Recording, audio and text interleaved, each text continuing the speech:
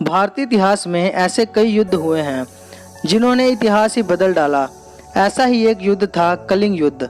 इसने भारतीय इतिहास के पूरे कालखंड को ही बदल कर रख दिया था। इस युद्ध को भारतीय इतिहास का भीषणतम युद्ध कहा जाता है। कलिंग युद्ध सम्राट अशोक के नेतृत्व में लड़ा गया। युद्ध की विनाश लीला ने सम्राट को शोकाकुल बना दिया और वह प्रायश्चित करने के प्रयत्न में बौद्ध विचारधारा की ओर आकर्षित हुए। कलिंग युद्ध ने अशोक के हृदय में एक महान परिवर्तन कर दिया।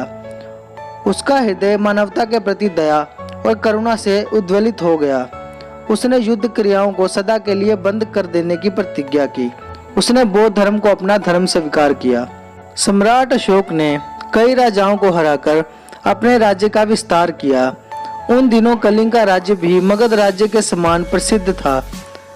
4 साल तक युद्ध हुआ, लेकिन कलिंग के राजा बहादुरी से लड़ते रहे और सम्राट अशोक जीत नहीं पाए।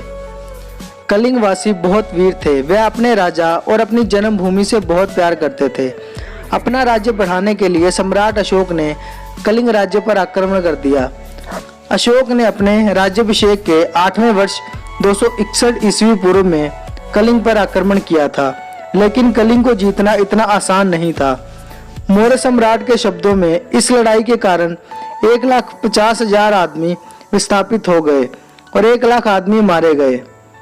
एक दिन सम्राट अशोक अपने शिविर में उदास बैठे थे। वह सोच रहे थे कि दोनों ओर से लाखों सैनिक मारे जा चुके हैं, पर आज तक युद्ध का कोई फैसला नहीं हो सका। तभी एक सैनिक ने आकर सूचना दी, महाराज की जय हो। अभी अब खबर मिली है, कलिंग के महाराज युद्ध में मारे गए। सम्राट अशोक, वाह, ये तो अच्छी खबर है। इसका मतलब हम युद्ध में जीत गए। मगध राज्य हमारा है। अशोक प्रसन्न हो उठे। सैनिक, आपका सोचना ठीक है महाराज, परंतु कलिंग के किले का दरवाजा अभी भी बंद है। कोई बात नहीं, अब दरवाजा खुल जाएगा। कल मैं स्वयं कलिंग के दुर्ग का दरवाजा खोलूंगा। दूसरे दिन सम्राट अशोक ने स्वयं अपनी सेना का नेतृत्व किया। उनके पीछे मगध के हजारों सैनिक सम्राट अशोक की जय जयकार कर रहे थे। कलिंग दुर्ग के सामने पहुंचकर सम्राट अशोक ने अपनी सेना को ललकारा। मगध के वीर सैनिकों, पिछले 4 वर्षों से युद्ध चल रहा है। कलिंग के महाराज मारे जा चुके हैं। आओ हम शपथ लें, आज कलिंग दुर्ग के फाटक खुलवाकर दुर्ग पर मगध का झंडा फहराएंगे। शोर मचाती अशोक की सेना आगे बढ़ी। अचानक कलिंग युद्ध का दुर्ग फाटक खुल गया। कलिंग देश की राजकुमारी पद्मा सैनिक वेश में घोड़े पर सवार खड़ी थी। राजकुमारी पद्मा के पीछे स्त्रियों की सेना थी। राजकुमारी ने अपनी स्त्रियों सेना से कहा, बहनों, आज हमें अपने देश के सम्मान की रक्षा करनी है। जिन्होंने हमारे पिता, भाई, पति हमसे छीने हैं, वे हत्यारे आज हमारे सामने खड़े हैं। हमारे जीते जी इस दुर्ग में ये प्रवेश नहीं कर सकते। पद्मा के साथ स्त्री सेना ने जय भवानी का हुंकारा भरा। सम्राट अशोक विस्मित थे। उन्होंने पूछा, तुम कौन हो देवी? सम्राट अशोक स्त्रियों से युद्ध नहीं करता। पद्मा ने कहा, तुम मेरे पिता के हत्यारे हो, तुमने मुझसे युद्ध करना होगा। राजकुमारी ने गर्जना की। सम्राट अशोक ने कहा, नहीं, स्त्रियों पर हथियार चलाना अधर्म है। यह अन्याय मैं नहीं कर सकता। तुमने न्याय की चिंता कब की है सम्राट? अपनी जीत के लिए तुमने लाखों मासूमों की हत्या कर दी है। अब तो केवल हम स्त्रियां ही बची हैं दुर्ग पाने के लिए।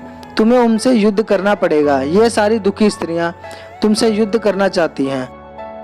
तुमने इनके घर उजाड़े हैं सम्राट। क्या ये अन्याय नहीं है? पद्मा की आंखों में चिंगारियां सी छिटक रही थी। सम्राट अशोका ने कहा, मैं अपनी गलती स्वीकार करता हूँ राजकुमारी, मुझसे भूल हो गई। आप जो चाहें सजा दे दें। तलवार फेंककर अशोक ने सिर झुका लिया। पद्मा ने कहा, नहीं, तुम्हें हमसे युद्ध करना होगा, उठाओ तलवार।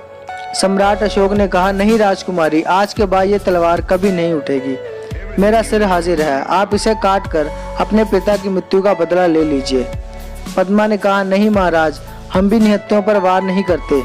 जाइए, आपको क्षमा किया। धन्यवाद राजकुमारी, आज से आप कलिंग का राज्य संभालिए। मगध और कलिंग दोनों राज्य मित्र बनकर रहेंगे। आज के बाद मैं कोई युद्ध नहीं करूंगा। मैं अपने शस्त्र त्यागता हूँ। कभी युद्ध ना करने के निर्णय के बाद सम्राट अशोक युद्ध भूमि में गए। युद्ध भूमि पर खून से लथपथ लाखों शव पड़े थे। अशोक का हृदय बेचैन था।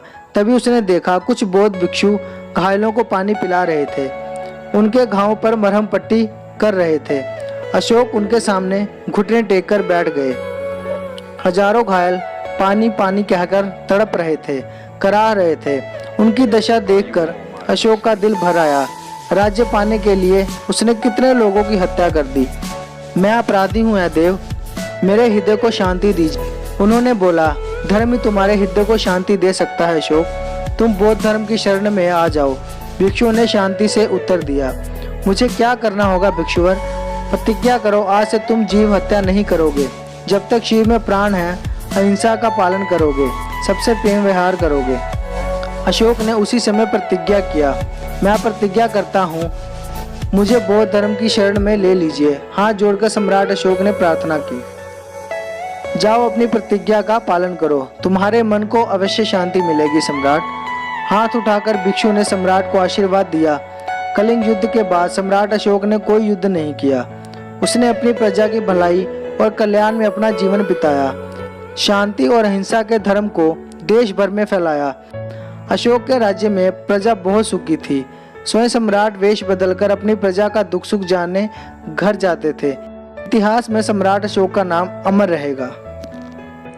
तो गाइस, आज के लिए बस इतना ही। अगर आपको ये वीडियो अच्छी लगी हो तो प्लीज़ इसे लाइक और शेयर जरूर करें, और अगर आप इस चैनल पर नए हो तो प्लीज़ इसे सब्सक्राइब कर लें और बेल आइकन को भी प्रेस कर लें, ताकि हर लेटेस्ट वीडियो की अपडेट्स आपको मिलती रहे। मिलते हैं एक नई वीडियो के साथ, तब तक के लिए जय हिंद।